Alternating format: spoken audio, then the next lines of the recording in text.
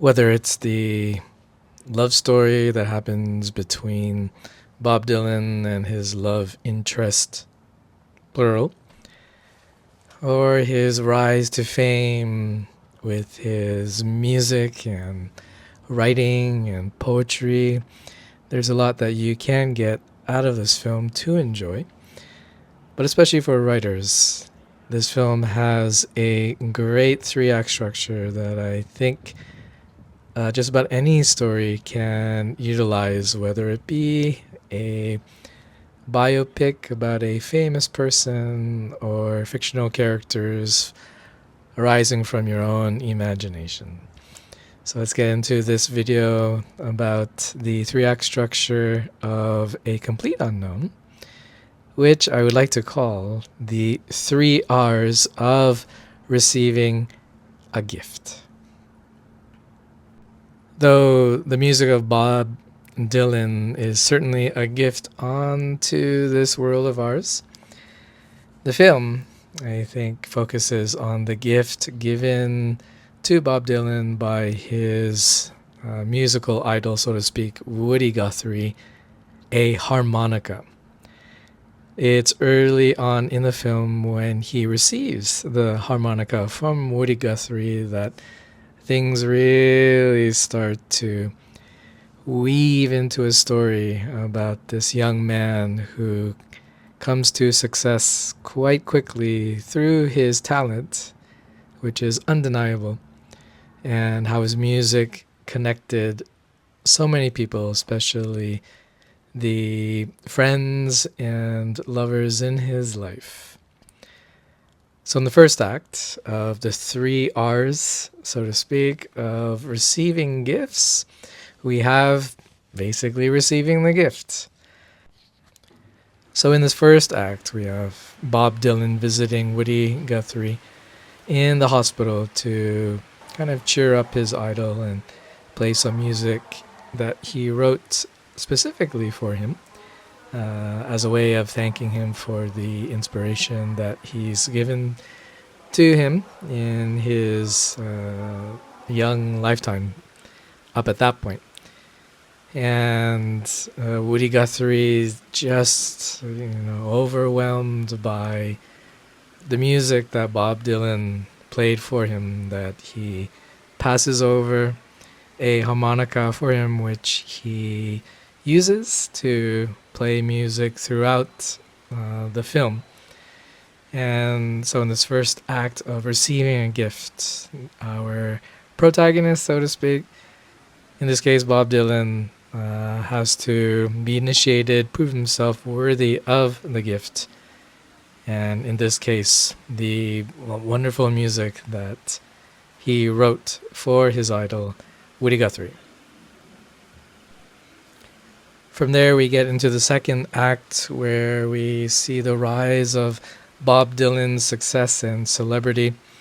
And in that second act, we kind of have a mini 3-act structure in the second act, which I'd like to call relishing the gift, ruining the gift, and repairing the gift.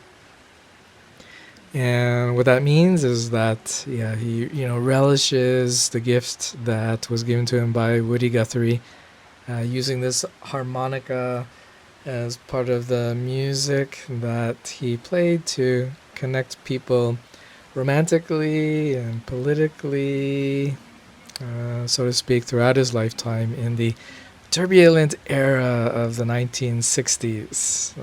This film is kind of a retrospective of that time with the assassination of John F. Kennedy, the Cold War and the Cuban Missile Crisis, and how everyone was responding to such, difficult times. Times that we ourselves now in 2025.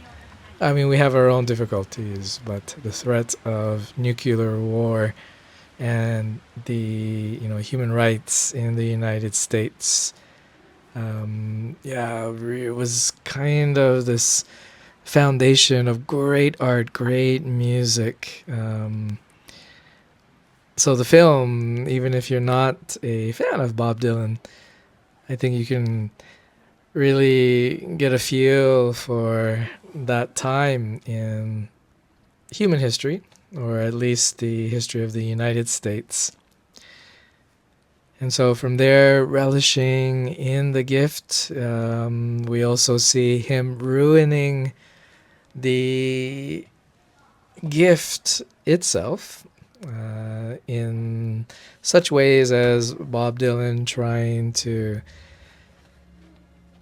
choose between two lovers, Joan Baez and his, what I've heard, throughout checking out YouTube videos, the love of his life, Susie, who was apparently renamed in the film. And part of that ruining stage in this story, we also have Bob Dylan, trying to experiment with his music and wanting to move towards the electric guitar as opposed to the acoustic guitar, which then all culminates into this famous concert in Newark, the folk music concert that he would kind of test out his electric guitar music on a crowd who did come, paid for their ticket to listen to, traditional folk acoustic music, which I think is a great scene. And as an older guy, an Asian person, I was a little bit disappointed in how the character in this film, character of Bob Dylan, didn't really pay respects to the senior members around him who helped him build up his career, and who may or may not have kind of used his celebrity for their own agenda and gains. But still, there's that aspect of, especially living in Japan, respecting your elders and at least paying respects to them, which I felt he didn't really do in that concert at the end of the film. That just brought the house down. I mean, that's rock and roll, right? But I think in looking back on it, it would be a learning event for anyone to remember. Always pay respects to senior members of your life, and thanking them, being respectful, and do the job. Don't take it so personally. I mean, if you want to go in a different direction and hope that people around you will support you and help you in that direction, do it another time. Doesn't have to be so rebellious like it was in the film. But in that case, what we have at the end of the second act is, trying to repair the relationships, as in Bob Dylan trying to get Susie back into his life, who had decided that she just had enough of this celebrity lifestyle and the uncertainty that she was feeling between Bob Dylan and Joan Baez. I mean, you don't have to be a celebrity to be caught up in a love triangle. But, watching it, and that part in the film kind of felt, it would have been nice if they could have stayed together. And I think that's how well the film was made, when it can bring out such emotions like that. So then, into the third act, which I'd like to title Returning the Gift, which is the last scene in the film when Bob Dylan goes back to the hospital where Woody Guthrie has been hospitalized, and he tries to return the harmonica to Woody Guthrie, who re- refuses gently and insists that Bob Dylan keep the harmonica.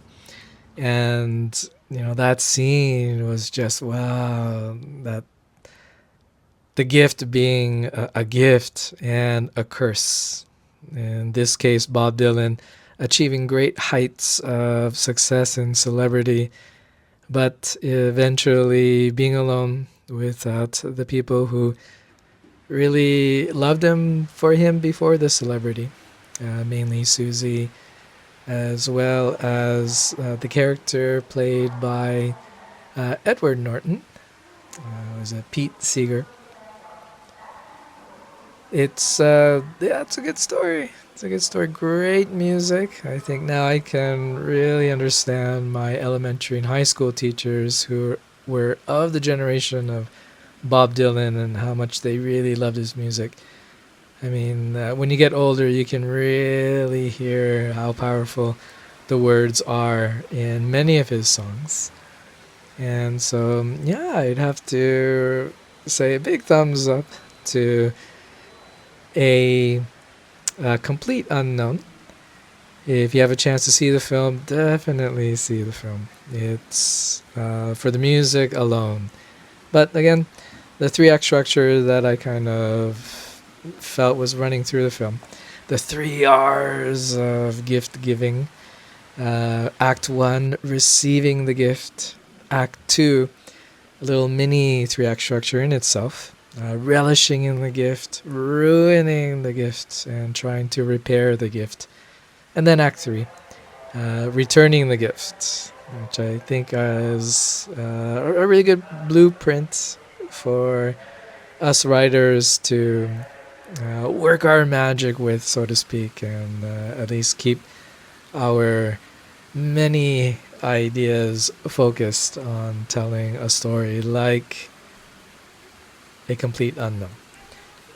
Thanks very much for listening. Let me know what you thought of the film. And if you know any films similar to this three act structure of gift giving, in the comments. And I look forward to seeing any of your comments, even just drop a hello. Let me know that someone is paying attention to these videos that I make. And yeah, best of luck to you today, all week. Keep on writing, keep the music alive, and catch you in the next one.